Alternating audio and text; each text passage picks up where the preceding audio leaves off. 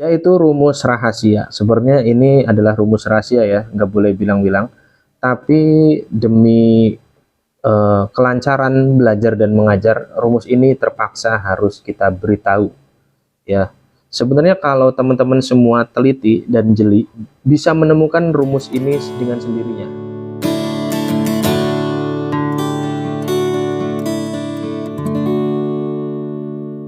Tes 1 2 3. Assalamualaikum warahmatullahi wabarakatuh. Alhamdulillahirabbil alamin. Teman-teman di rumah, pemirsa dimanapun berada, kita balik lagi ke channel ini, yaitu channel 300 menit belajar membaca kitab gundul. Pada kesempatan kali ini, di suasana bulan Ramadan ya, kita malam tarawih nih, malam ke-23. Enaknya setelah melaksanakan ibadah sholat tarawih, cocoknya kita belajar bahasa Arab melanjutkan rumus yang lalu ya.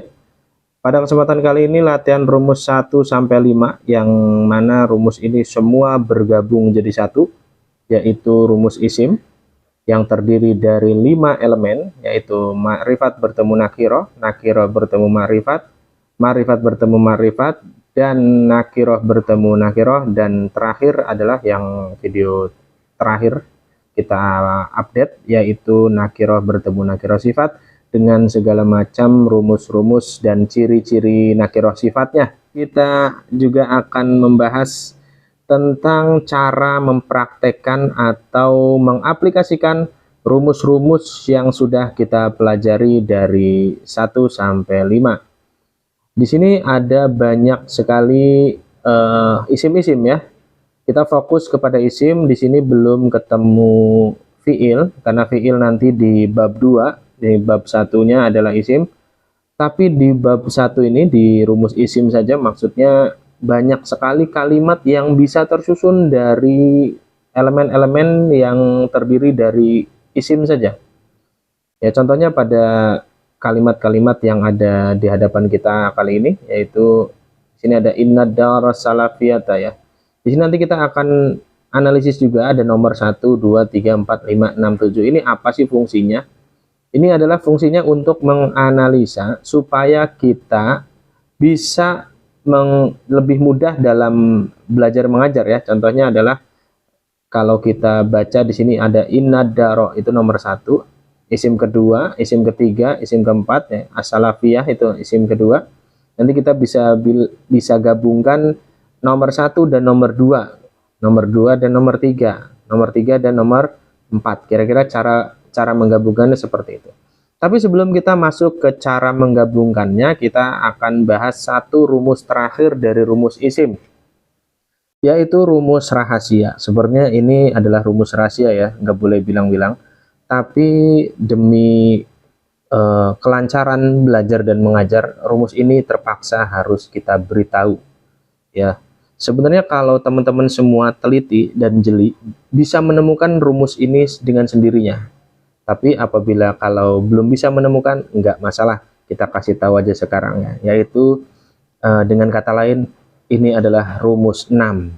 Rumus rahasia ini adalah rumus 6. Rumus 6 adalah sebenarnya bentuk lain dari perubahan nakiroh bertemu nakiroh sifat dan gabungan rumus ma'rifat bertemu ma'rifat. Pada kesempatan yang lalu kita sudah mempelajari rumus 3 dan rumus 5. Apa itu rumus 3? Yaitu rumus ma'rifat bertemu ma'rifat. Sedangkan rumus 5 adalah rumus nakiroh bertemu nakiroh sifat.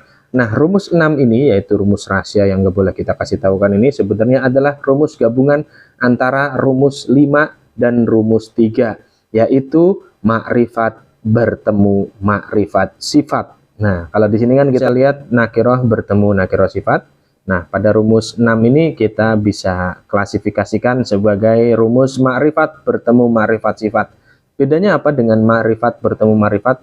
Tentu beda. Kalau ma'rifat bertemu ma'rifat itu sebenarnya bentuk lain daripada ma'rifat bertemu dengan ma'rifat sifat. Akan tetapi pada rumus 6 ini kita spesifikasikan ma'rifat sifatnya. Jadi kita bisa langsung tahu bahwa isim tersebut menggunakan rumus ma'rifat bertemu ma'rifat sifat. Sama saja cara bacanya seperti rumus 5 Rumus 3 itu dibaca sama isim yang keduanya, seperti isim yang pertama. Apabila isim pertamanya tidak ada amil maka dibaca rofa, apabila ada amil nasab dibaca nasab, apabila ada amil jer dibaca jer ya.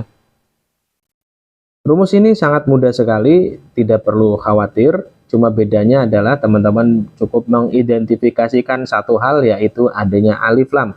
Apabila bertemu alif lam yang memiliki pertemuan dengan isim yang ada alif lamnya lagi, akan tetapi berbentuk nakiro sifat, maka yakin itu adalah isim makrifat bertemu makrifat sifat.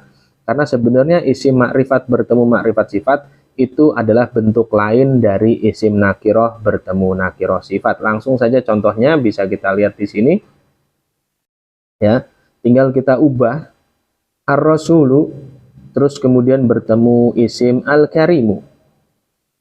Nah, maka apabila ada di depannya alif lam, kita bisa membacanya ar-rasulu al-karimu.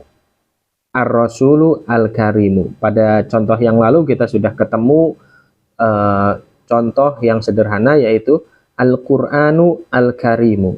Al-Qur'anu Al-Karimu. Al-Qur'anu dibaca rofa karena tidak ada amil.